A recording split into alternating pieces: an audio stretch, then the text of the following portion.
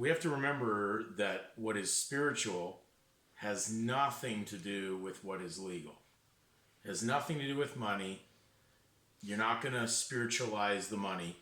It's not going to work that way. There's a dividing line, Matthew 6:24.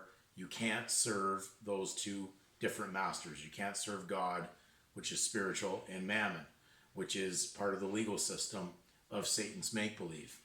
You cannot be basically moonlighting between both.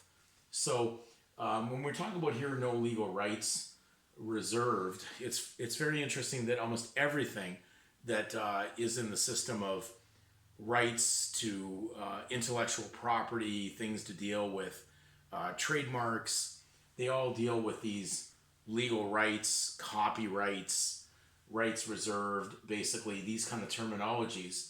And I bring you back to when Mary and Joseph were about to enter into a potential of registering themselves and Christ, their son, into the system. They were trying to get into a house that basically, or an inn, or a basically we consider like a hotel for lodging. And it stated there was no room for them at the inn.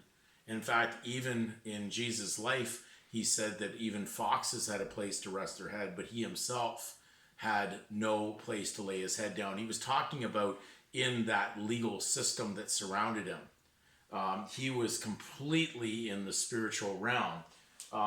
Therefore, when we talk about no legal rights reserved, we're talking about no legal reservations in Caesar's legal surname house. You can't have anything in there. There's no room for you in this when you're in the spiritual.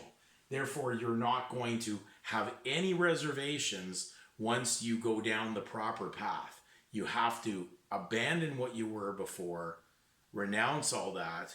The old creature, the legal creature, the beast creature that once existed in sin is now gone. He's now civilly dead, and you're now a new creature. And that's why Paul used the words, to live is Christ, to die is gain. And gain is the Syriac word for mammon. There's nothing that's been hidden in the scripture. It's a matter of you taking the time to read it.